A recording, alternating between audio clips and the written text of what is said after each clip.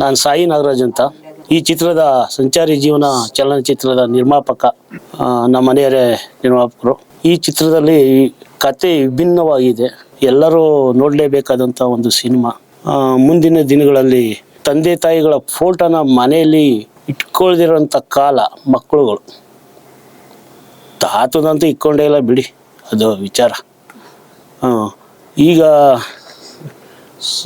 ಏನು ಸಿಟಿಗಳಲ್ಲಿ ವಿದ್ಯುತ್ ಚಿತಾಗಾರ ಬಂದಿದೆ, ಆದರೆ ಇವತ್ತು ಸಂಪ್ರದಾಯ ಅನ್ನೋದು ಹಳ್ಳಿಗಳಲ್ಲಿ ಮಾತ್ರ ಉಳ್ಕೊಂಡಿದೆ.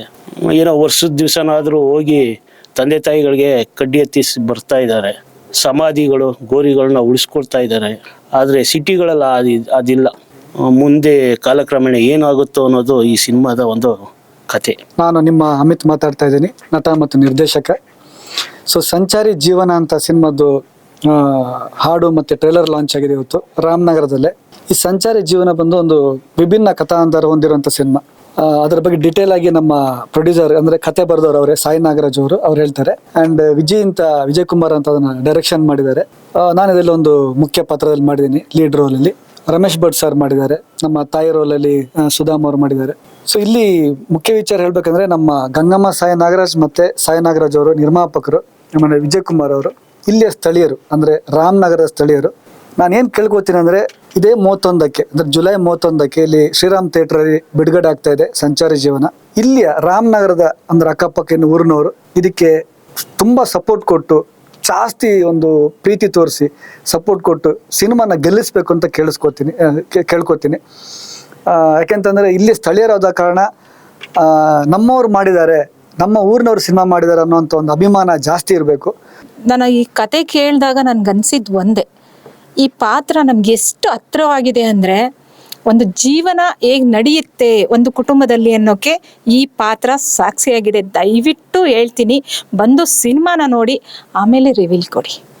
ನಮ್ಮ ತುಂಬ ಜನ ಇದ್ದಾರೆ ಕಲಾವಿದರು, ಅವರು ಇವಾಗ ಯಾಕೆ ಸಿನಿಮಾಗಳು ಹಿಂಗೆ ಆಗ್ತಾ ಇದೆ ಅಂದರೆ, ಒಂದು ಸಿನಿಮಾ ಒಂದೆರಡು ಸೆಕೆಂಡ್ ಅಲ್ಲಿ ನೋಡ್ತಾರೆ ಯೂಟ್ಯೂಬಲ್ಲೋ ಇನ್ನೊಂದರಲ್ಲೋ ಟ್ರೈಲರ್ನ, ಈ ಸಿನಿಮಾ ಚೆನ್ನಾಗಿಲ್ಲ ಅಂತ ಹೇಳ್ತಾರೆ. ಅದನ್ನು ಯಾವತ್ತೂ ಮಾಡಬೇಡಿ. ಯಾಕಂದರೆ ಇದು ಒಬ್ಬ ನಿರ್ದೇಶಕನ, ಒಬ್ಬ ನಿರ್ಮಾಪಕನ, ಹಾಗೆ ಕಲಾವಿದರ ಕನಸು ಇದು.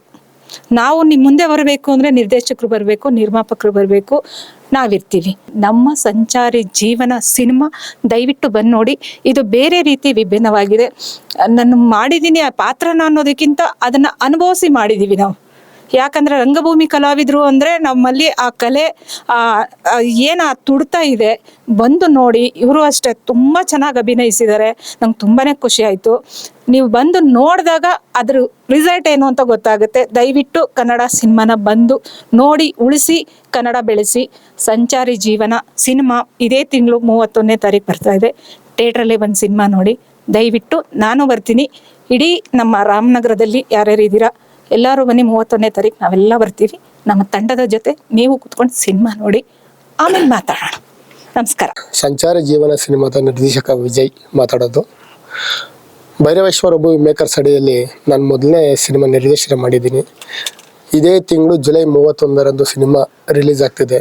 ದಯವಿಟ್ಟು ಕನ್ನಡ ಪ್ರೇಕ್ಷಕರು ಚಿತ್ರಮಂದಿರದಲ್ಲಿ ಬಂದು ಚಿತ್ರನ ನೋಡಿ, ನಮ್ಮ ಹೊಸ ನಿರ್ದೇಶಕರಿಗೆ ಮತ್ತು ನಿರ್ಮಾಪಕರಿಗೆ ಹಾಗೆ ಕಲಾವಿದರಿಗೆ ಪ್ರತಿಯೊಬ್ಬರಿಗೂ ಸಪೋರ್ಟ್. ಈ ಸಿನಿಮಾ ಯಾಕೆ ಬಂದು ಪ್ರೇಕ್ಷಕ ನೋಡಬೇಕು ಅಂತ ಅಂದರೆ, ನಮ್ಮ ಜೀವನದ ಒಂದು ತಾಯಿಯ ಮಮತೆ ಇರ್ಬೋದು, ತಂದೆಯ ಬಾಂಧವ್ಯ ಇರ್ಬೋದು, ಒಂದು ಪ್ರೀತಿ ಇರ್ಬೋದು, ಅಥವಾ ನಮ್ಮ ಜೀವನದಲ್ಲಿ, ನಿಮ್ಮ ಜೀವನದಲ್ಲಿ, ನಮ್ಮ ಜೀವನದಲ್ಲಿ, ಪ್ರತಿಯೊಬ್ಬ ಜೀವನದಲ್ಲಿ ಏನೆಲ್ಲ ನಡೀತಿದೆ ಈ ಸಿನಿಮಾ ಬಂದು ನೋಡ್ತಾ ಇದ್ರೆ ಸಿನಿಮಾ, ಈ ಕತೆ ನಂದೇ ಇದ್ದಂಗೆ ಐತಲ್ಲ, ಪ್ರತಿಯೊಬ್ಬರು ಕೂಡ ಈ ನನ್ನ ಕತೆ ಇದ್ದಂಗೆ ಐತಲ್ಲ.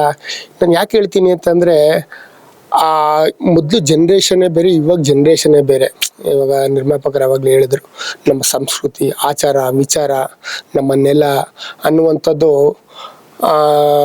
ಅಳಿಸೋಗ್ತಾ ಇದೆ. ಇವಾಗ ನಾವು ನೋಡ್ತಾ ಇದ್ರೆ ಬೆಂಗಳೂರಲ್ಲಿ ಪ್ರತಿಯೊಬ್ಬ ನಮ್ಮ ನಾಡಿನಲ್ಲಿ ನಮ್ಮ ಭಾಷೆನೇ ಮರೆಯುವಷ್ಟು ಮಟ್ಟಿಗೆ ಇವತ್ತು ಸಮಾಜ ಬೆಳೀತಾ ಇದೆ. ಅದರಿಂದ ದಯವಿಟ್ಟು ಕನ್ನಡ ಸಿನಿಮಾಗಳನ್ನ ಉಳಿಸಿ ಬೆಳೆಸಿ ಅಂತ ಕೇಳ್ಕೊಳ್ತಾ ಇದೇ ಜುಲೈ 31ರಂದು ರಾಜ್ಯಾದ್ಯಂತ ಅಂದರೆ ಉತ್ತರ ಕರ್ನಾಟಕ ಭಾಗದಲ್ಲಿರ್ಬೋದು, ನಮ್ಮ ಬೆಂಗಳೂರು ಟು ಮೈಸೂರು ಭಾಗದಲ್ಲಿರ್ಬೋದು, ಒಂದಷ್ಟು ಮಲ್ಟಿಪ್ಲೆಕ್ಸಲ್ಲಿರ್ಬೋದು ಸಿನಿಮಾ ರಿಲೀಸ್ ಆಗ್ತಿದೆ. ದಯವಿಟ್ಟು ಮೊದಲನೇ ಸಿನಿಮಾ ನಿರ್ದೇಶನ ಮಾಡಿದ್ದೀನಿ, ಎಲ್ಲರೂ ಸಪೋರ್ಟ್ ಮಾಡಿ ಅಂತ ಕೇಳ್ಕೊಳ್ತಾ ನಾನು ಈ ಮಾತುಗಳನ್ನು ಮುಗಿಸ್ತಾ ಇದ್ದೀನಿ. ಜೈ ಹಿಂದ್, ಜೈ ಕರ್ನಾಟಕ.